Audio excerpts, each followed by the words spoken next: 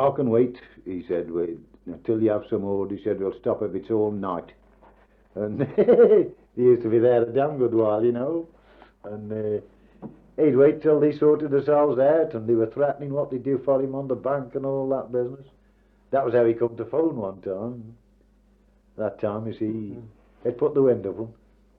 He did the same once with a lad who was a prince to watch. He had no idea who'd done it. And he did the same. He was supposed to be phoning up for the police.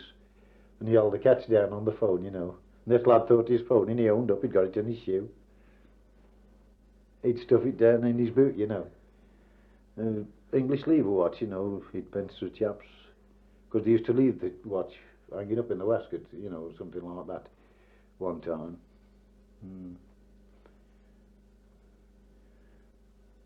He said he nearly killed a chap one time, years ago.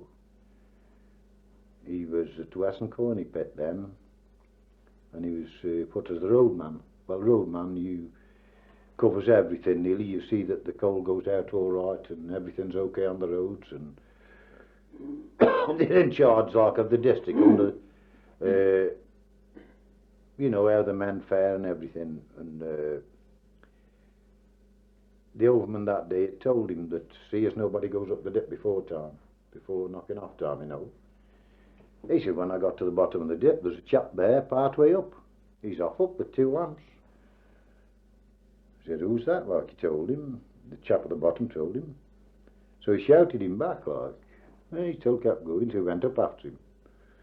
He said as soon as he got within reach, he turned around and hit him in the mouth with these 2 lamps. Boy, he said, I never knew what happened. He said he knocked him all the way down the dip. He said, when I got to the bottom, I was going to put him in a lodge hole. In the lodge hole is where they make a hole to take all surplus water until they can pump it away, you know. He was going to put him in this lodge hole. He said, and then the fireman come, he said something. He said, and you can bloody have it and all. He was going to set on the fireman as well. He was that mad. He said, and if it hadn't been for an old chap, he said, I was ready to start with anybody then. An old chap come put his hand on his shoulder, he said, and that stopped me. An old chap come and stopped him. He said, but he said, I never knew what happened. He said, I knocked this chap all down the dip. He said, I'd have killed him if it hadn't been for this old chap. I'd have damned he'd killed him. Oh, he said years ago as a lad, he was going to have a fight with a lad. And this lad run and kicked him while he was getting his jacket off. And he was that mad then, to get his jacket off, he ripped it. Well, he knew he was going to have a good argument off the old man. So he knocked hell out of this lad and he followed him in his own house. He knew he'd have a good argument for ripping his jacket, so he belted this. He said, if it hadn't been for his mother and father, he said, I'd have carried on then. He said, but he run me out of the house. Just mother and father's that. He was bad-tempered, but you could go to him and you could ask him anything, you could talk to him. Oh, I did at Eela's farm, you know. He said, he mentioned old man Eela's farm. He said, if he's gone to heaven, I don't bloody want to go there. He said, the chap that he used to go to chapel twice every Sunday. He said, and he had a horsewhip over the mantelshelf for the lads all week. He said, and if ever you refused to do anything, his hand went for this whip. And he said, and that was how he got the sack, you know. He said, this farmer said, you'd better go with turnips today. Turnips he meant, but he used to say turnips. You'd better go with turnips today. He said, oh, Johnny, wouldn't he? His hand went to this whip. He said, no, run out. Up the granary steps. He said, he come up. He said, but I've got a pikel there. He said, if he'd have come up, I'd have stuck him. He said, and he knew it, he didn't come up. He gave him the sack like. Was this the man he first worked with? Yeah. First farmer. No, of course he went in the pit first. He went in the pit first, pony driving, you know. And then the rule was And then the rule come out. He'd only just gone in. When the rule come out, he got by 14. So he had to come out again. And he had to go on a farm.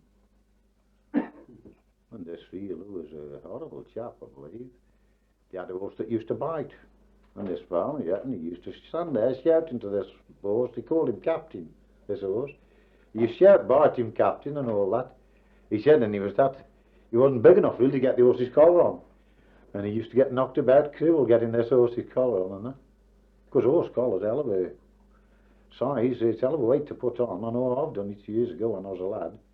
It's a hell of a mauling job if you don't know how to do it. Mm. Or you're not big enough. Mm.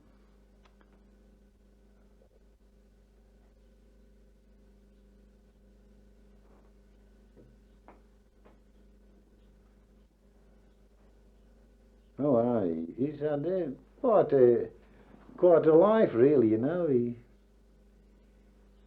used to go out on horseback when he used to go see a dame, you know, when he was younger. Horseback, breeches, leggings, all dolled up there. Oh,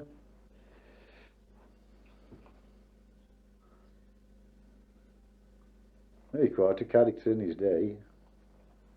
Did he ever give you the impression that he expected to get anywhere with his painting, or did he just do it? Well, it's hard to tell. You see, he said he was open to advice, but he wasn't. Because on painting I mentioned things, and I know other people did. And I found out I mentioned one time he did matlows on a ship, you know, and do the horrible sight, like the figures was poor. But he did nothing about it, and later there come a chap over another painting, there come a chap, a clubman, he was a nice chap, and he's a chap who's done a few paintings himself, and he mentioned something, you know, and after he'd gone he said, what the bloody hell does he know about painting? So, well, I thought what I said was the same, like, so I thought, oh, well, I'll never say no more. No, I didn't, I never mentioned nothing after.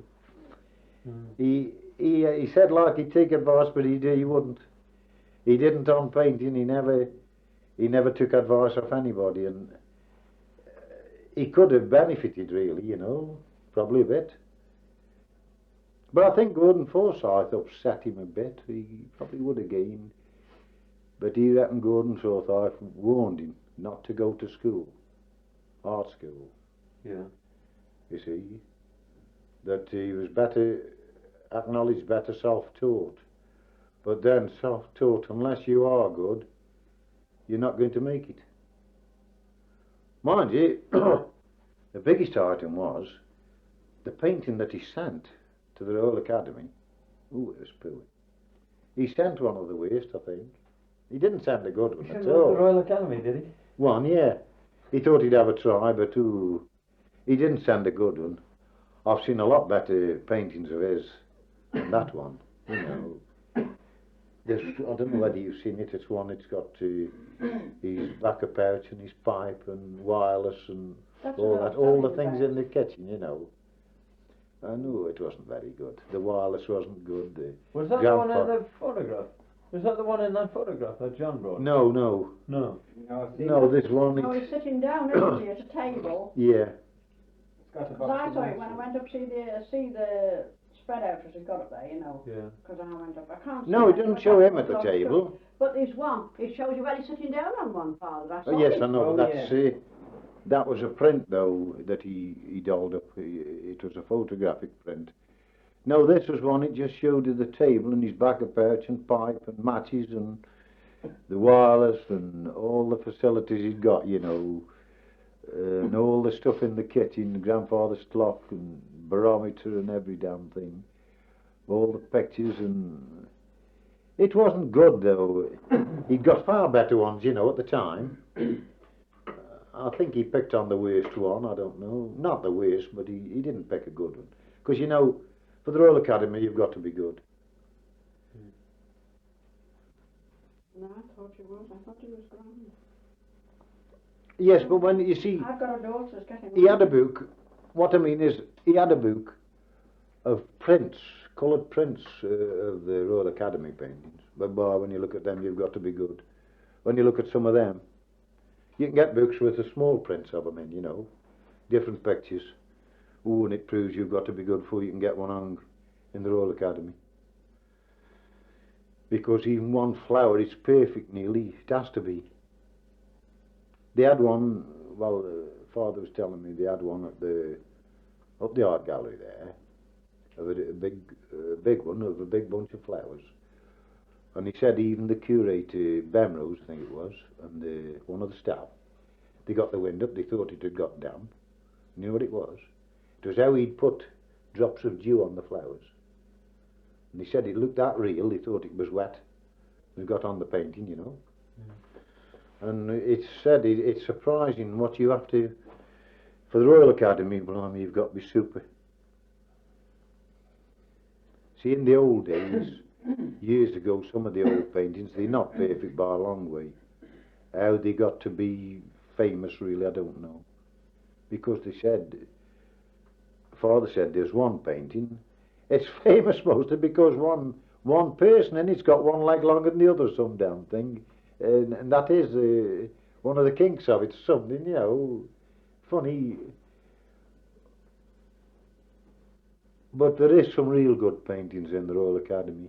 Did he know much about what other painters were doing? Did he know much about art? No, pretty fair, I'll admit. Perspective and every damn thing. He studied that, you see, before. He studied that years ago, perspective. He had books on it, one thing or another. Because perspective is quite a thing on its own. Yeah. Have you ever seen it? Yes. I have books on it. Well, At all. Not his work, but I know. Blimey. Perspective's real, there's a lot of work in it, really. Because it comes in geometry, is it? You have to do, say, a cube, certain size, standing on the floor a certain distance from you, and that's got to be exact on the drawing. Have you ever seen that? No. Well, you have a line of station. Line of station, that's where you're standing. Well, it's all measured from there. You have to do lines to the point, vanishing point, all that sort of thing. And you have to measure along your line of station and the size. And then when you go through to the drawing, you do it according to those lines. And they know by measuring, even when you rub your lines off after, they know whether it's right or not by the size of it. And that comes in geometry, I think it is. That comes in exams. It's got to be a certain place, certain size. So it's got to be so far from you, they measure it. How far it is from where you're standing. All that, you know, and it's got to be a certain size. And I remember I tried a bit of it. But I never tried it on the size business. But I know how it's done, like, you know. Yeah. But on the size, it's a bit of a game. In the book, it shows you, and it looks super, you know. It shows you a big cross, same as in a graveyard, you know. A big cross on a set of steps. And when it's done properly, you know, as it should be, boy, it looks smart, you know. When it's done spot on, you know, in perspective properly, yeah. See, perspective, there's a lot used perspective.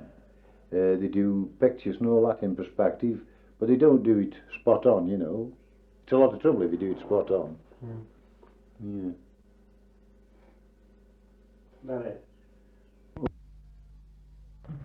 Just bad temper. He was so quick-tempered, that was the trouble. Terrible man. He was a terrible man to work with. But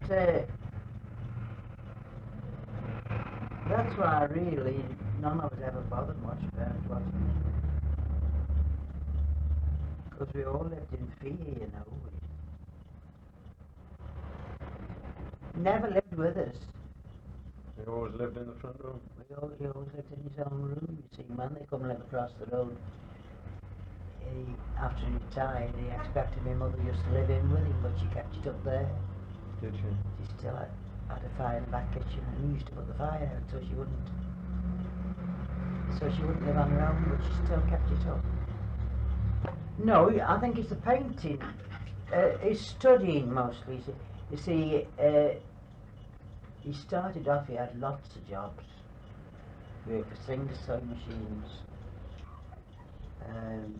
Farming he worked. He was once bailiff at Kilo years and years ago, you know, and all that. He had a good many jobs. Had a lot of farming jobs. And then he went, mind, he was in the pit when he was 12. He worked at the mini pit when he was 12. Yeah, because he had a brother was in that, was a rescue in that pit disaster there, you know. That was. His brother, he had a medal for it. He's died since my father. And you come hither.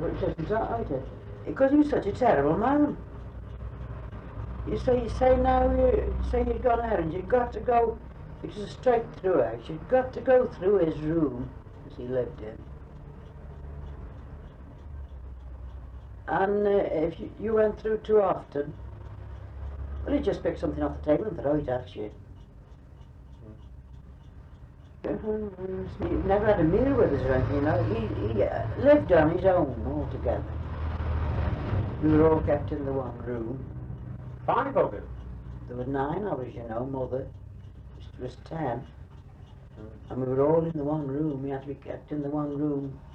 The door shut, so he'd have that room to himself, other room to himself. Yes.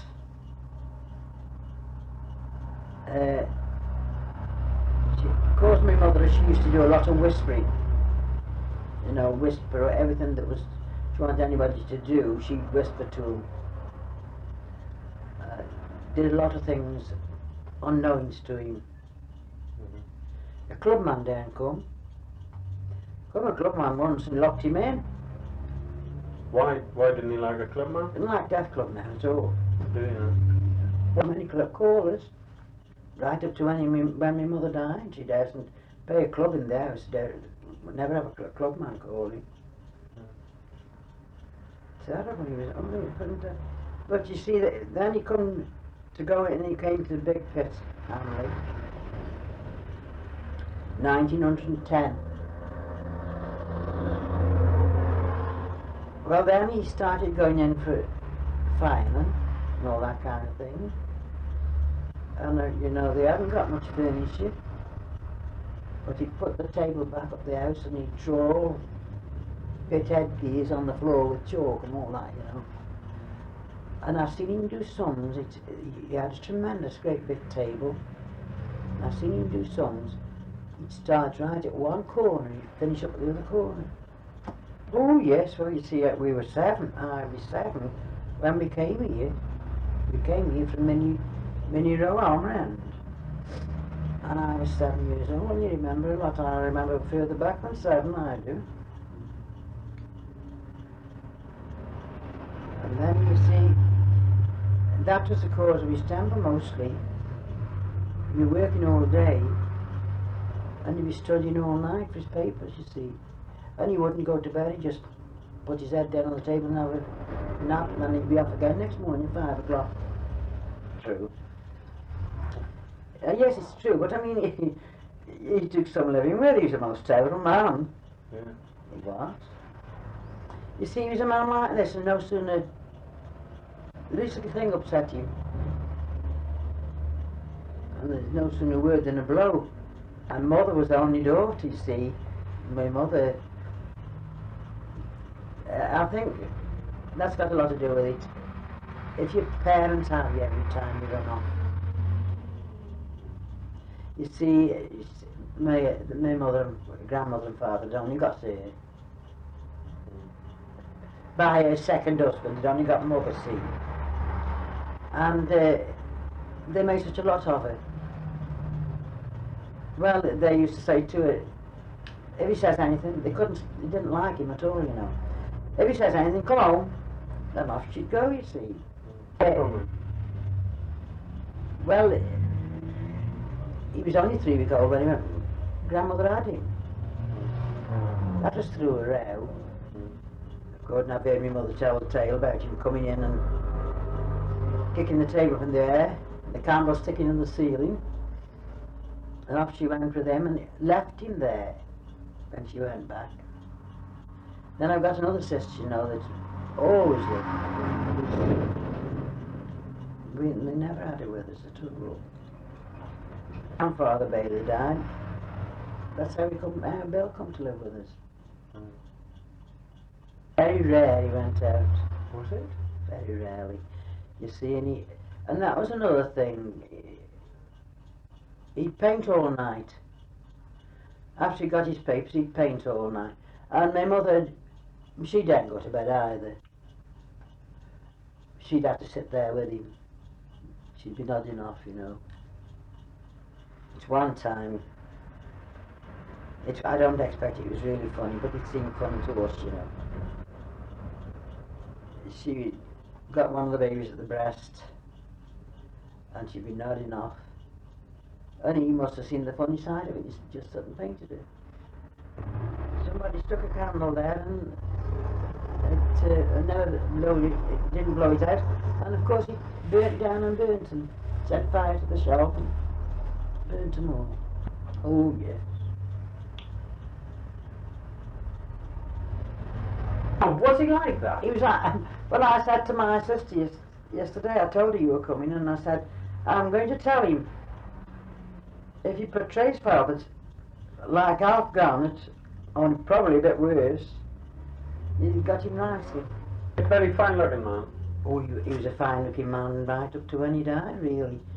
Because, I mean, he never lost his hair. And, you know, all the years, there was hardly anybody in Australia who knew him. Because he'd just get off the bus and straight in. He wouldn't go out again. Well, he was out again next morning. He was on the bus stop at 5 o'clock in the morning. Thinking about it. That's only in latter years when he never sort of went out at all.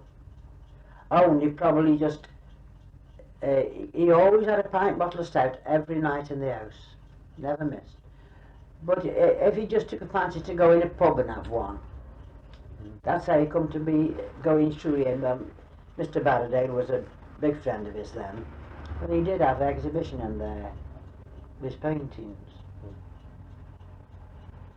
No, he never was any like that, but I mean, he'd never altered his talk. He still talked pottery talk no matter where he went. Didn't make any difference if he went to big dinner or anything.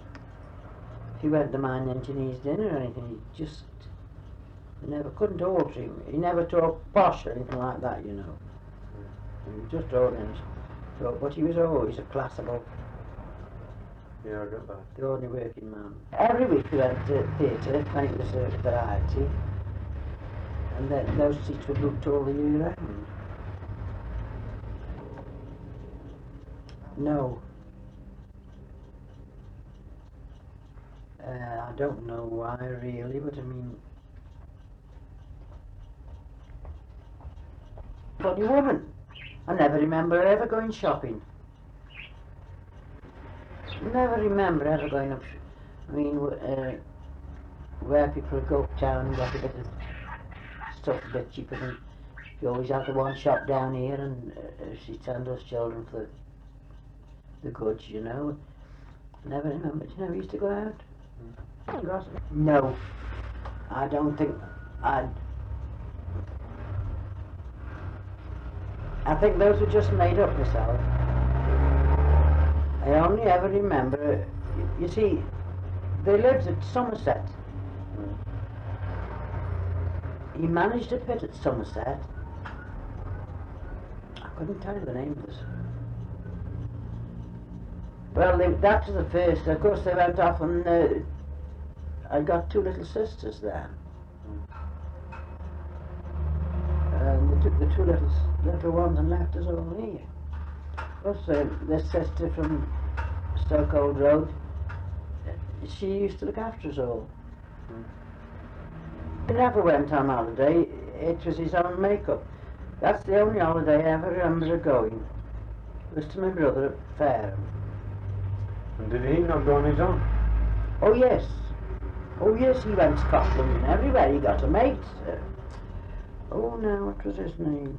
Jolly Great Batch. And they used to go on these They used to go off on their own. They had often go holiday. Go to Scotland or Hastings? Father they only went. That's one holiday Mother had. Once at Hastings. Because it's this to my sister that lives there. I should imagine 15 years ago. 15 years ago. What was the date that he died? Father, June the 6th. 18th of July. What year? 61. 61. He was still the same. He never ordered. Yes, because I used to look after him. After Mother died, he lived just across from me, you see, across the back seat. And I used to look after him then. Used to go across and look after his fire and everything, but he was still a crotchety old devil there. But he was so funny, and he got he wouldn't eat. Well, you see, I'd just been in hospital and I had about time, and I was away from work 8 months. And really, and I used to send him his food, and he wouldn't eat it. I've laughed about that. My daughter used to bring the paper, you know, little chicken on and different things for him, for his food lasting through the week, because he was a very small eater. You see, he's frightened to eat because he's frightened of death. Old Dr. Vernon from Audley told him years ago that a half-starved man lives the longest. So he really used to starve himself. He used to get up from the table hungry. I tell you that. He was so afraid of dying that he really was frightened to eat. Anyway, I don't know what happened. You see, I was in the hospital and I didn't know. Anyway, I was in about 8 weeks. I came out. And the old gentleman next door met me against the gate and he said, "Were you keeping your father now? He was starving. He kept you a week." I don't know what that. He was such a nasty, dirty man,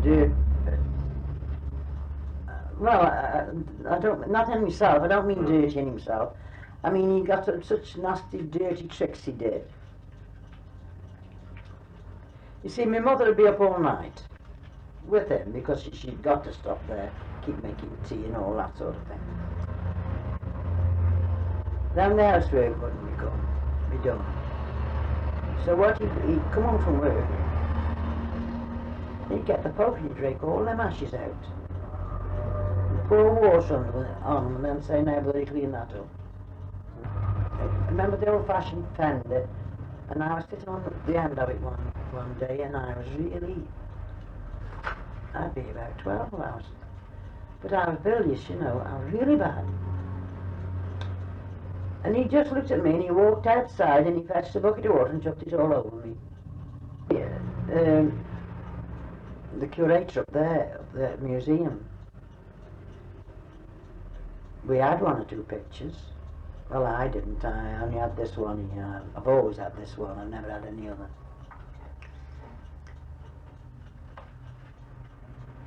They found the letter they had a big packing case, you see, full of not framed. Like there was some of them, I suppose. And he found this letter amongst it. "Don't let any of us have any of those paintings," because he didn't know what they were. We didn't understand them. Just a peace and quiet. Everywhere had got to be peace and quiet so he could concentrate. That was on his, or all his papers, sitting for his papers, going Birmingham for his exams and everything.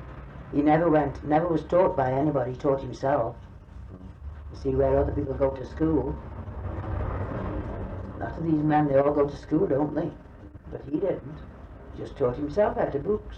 He had all that when he was studying for his papers. we had all that lot of didn't make a sound or anything while he was studying for his papers. Then he comes on the painting. Man, he'd been painting before that. But when he suddenly, he hadn't got any papers to set for, so therefore he concentrated on painting. And it was a terrible life we all had. But none of us really. It cost us so much, we never had any love, no. It cost us so much happiness, those paintings, because we really didn't. Well, myself, I wasn't bothered about any of them. No, no. He didn't bother about anything like that. I don't think he knew any of the birthdays. He used to say, bloody split-ass wenches. But as children came along, they never bothered about them. Mother was a bit like that, but we're saying really for that, because where other mothers go and see their daughters when they have babies, she never went. She'd wait till you came and bring your baby to show it. Yeah. Yes, but you don't know everything my father had a lot to put up with as well. Because my mother was a bugger, you know. Was she? She'd run him sky high in debt, and then she'd bugger off home. Done that many a time. Did he not ask for it then? Did he not ask for it? I mean, with his attitude? He didn't. He gave her wages every week. She got more than a good many women in those days. She got her wages every week. But it was just this shop business. She never thought of going uptown and buying a bit of anything. And we were half starved. Just 2 thin rounds off a loaf. And you couldn't have any more. And the only time in my life I ever saw my father cry was when she'd gone one time. And this brother was been in the Navy. He said, "Can I have a piece off me tea, Dad?" Hungry. And that was the first time my father knew. You see, he was so struck on his painting and his studying that he didn't know what was going on.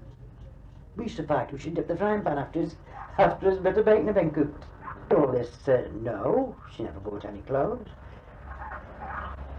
It's this shop business, you see, fetch everything, cakes and stuff for ourselves, and we never had nothing. I don't know whatever she did, because, no, she was very fond of jewellery. But she has done some tricks on him. Which has probably made him like he was. He'd had some, when they got married, you know, they had 4 white horses and all the palaver. Were married at Audley Church. Got a lovely home to go straight into, all the furniture and everything. The continual leaving him, you see, he sold his home up and gone back to his mother. And that's happened so many times, as if they don't nothing. He had a tremendous lot to put up with. Yes, and yet he wouldn't, when she left, he wouldn't rest until she got her back. Till he got her back again. No, he wouldn't, and yet they weren't matched in any way, I don't know. Used to go, they lived in the country in a little cottage in the country, lovely little place they had. See from Abel's bedroom window. And he'd go in the fields and start throwing up to the window and all that sort of thing. Father looked fed us. I might tell you this, he was better fed when my father was keeping us, looking after us when my mother had buggered off and left him. We had better food. I've seen my father make a sailor pie in the boiler, in the old-fashioned copper. I've seen him make lobby and then put a big sailor crust on top. Time in my life I've ever had melon, is it?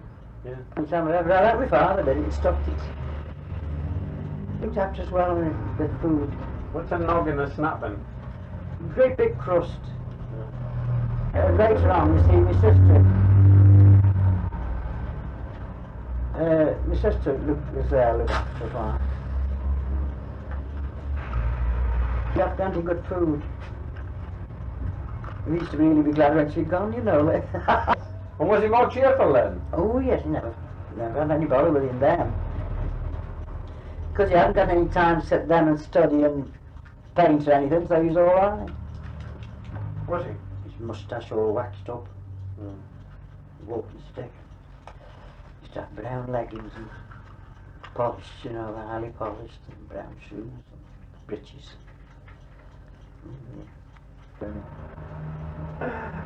Nice. Was he?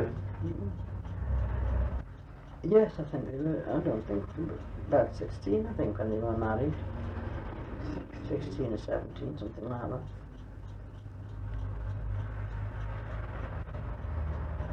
Well, see, in 1961, I was 60. He was 79. You were born 1903? I was born on his birthday, on his 21st birthday. So that made him 89, didn't it? Mm. I was 57 when he died. 79 makes him. I mean 79, yeah. Yes, I had one on his 21st birthday, I've always heard. He used to tell the tale about going... He was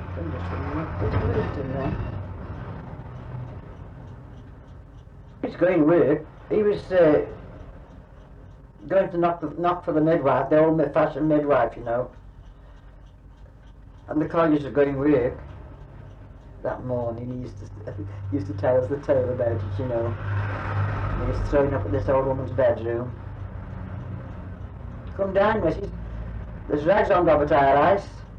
This what? Rags. There's rags on top of our ice. So when he went to work the next day, there must have been one chap who kept throwing it out, you know. There's rags on top of our ice. So he says, I'll just give him one hit, and I'll put rags on that. The tales that you can tell your tale, you know. If you'd never heard him, you could sit all day and listen to him. We heard the same things over and over and over. Mind you, I never got tired of listening to him. Although I'd heard him the tales so often, the different tales on the farms, and one thing and another. And that's another thing about the pit. He'd go mad if anybody killed a mouse. When he was lying out across there, I said to him, "Look, Dad, there's a mouse here." "Let it live," he said. "Let it live." When he's seen men throw at him, just carry on alarming. Them save your life. In what way? You reckon they do down the pitch, you know? How? I don't know, but I've heard my father used to say that. You see, very touchy man that way, that lot of feeling. I daresn't tell him what. Go on, let's have him. I daresn't tell you that. Oh dear. Some of the tales he's tell us. Tell her about, he's telling me about one farm at Betley he was at. About this big buxom young woman he's had. This chap was named Betley, Old Betley. Father used to call him Old Betley. She was ironing. And he was an old bachelor, so old Betley was.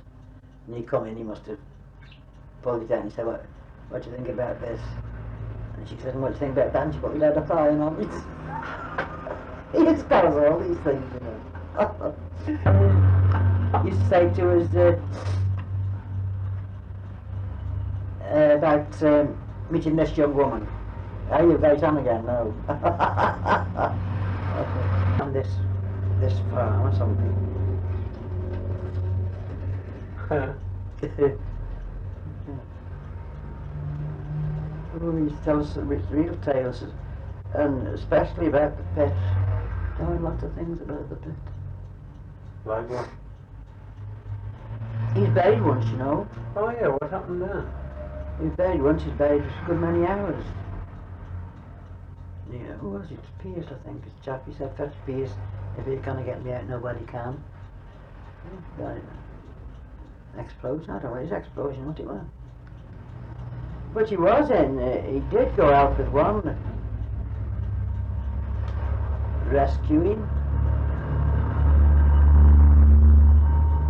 I think that was Old Ditch Colliery.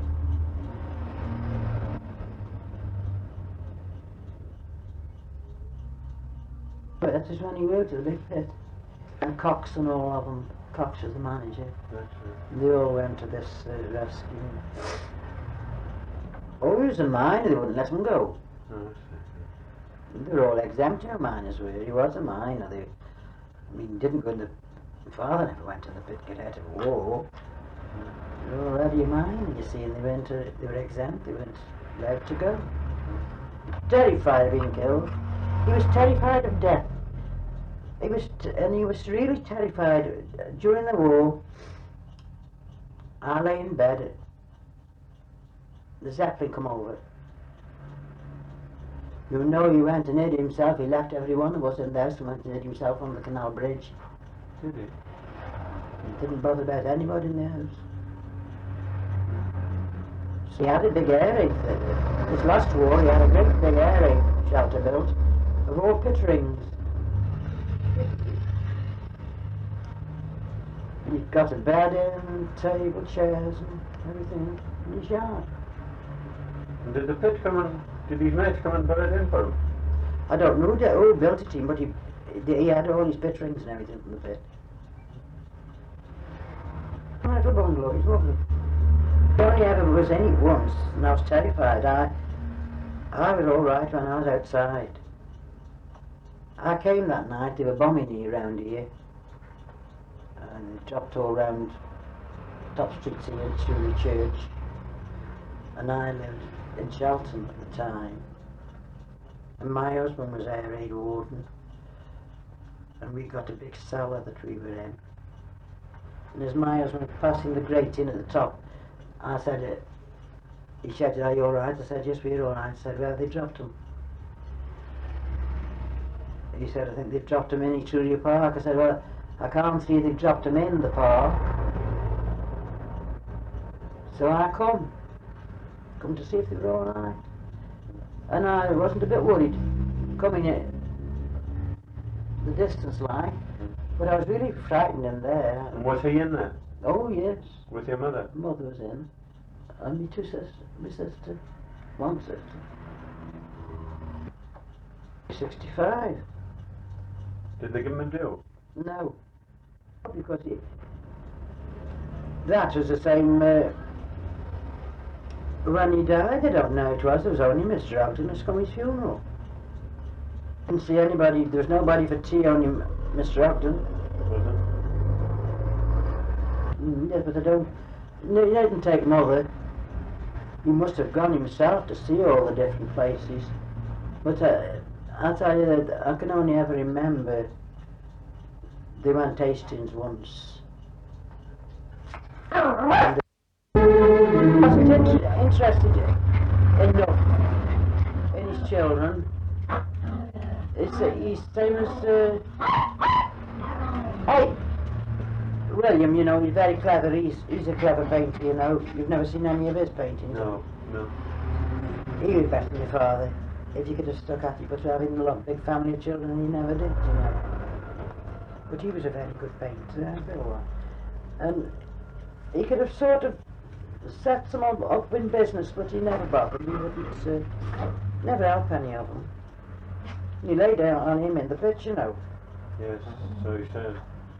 So as he wasn't favouring him over against any others. He used to come and see him, didn't he? Yes, he used to teach at a school up there, Basford. Yeah. And he always used to come and had an hour or two with him. And they rock paintings. And I've often thought, I can't write. I can write, but I mean, I make so many mistakes because I think a lot faster than I write. Then I make a lot of mistakes. But as I'd write and ask Jack Simcox to So, go ahead and shut up. To see to this, see this nephew. Oh no, he's just as he wanted to see it. Did he? Father wasn't crippled with arthritis much, not till the latter years. He got it in one hip, but he could get about all right. But you used to load the pins on it? But it was just somebody do his bidding sort of thing, be his servant, run his errands, and she used to take all his paintings be framed, fetch them back again. If they got to go to the museum, she used to take them. No, it was just he didn't want to do it himself, that's the only thing. I suppose they got fed up, row after row. Never asked any of us to do anything like that. Really? Van Dyke beard and that, yeah. But I couldn't understand how young youth like that could. This time I ever saw myself, why a chap like him makes friends with an old man like my father. My father never did any other things, you know, until Jack Simcox showed him. He had to go on. Yeah. Can you remember that? No, I tell you, I saw him then. And I was really silly when Father died, because Father got a very big one of his, gave it him back. Doesn't he know when he first started, was he? Not a bit, it isn't. Is it not? You said it was horrible. We didn't say down, so it's Well, even at that age, did you not? no. Oh, they used to let him just get on with it, never. Take as though, was he? That's just his nasty mouth, though, for all that. These pictures in later years. Did you ever think much of them? Well, you can't beat him for colour, can you? No. There's one of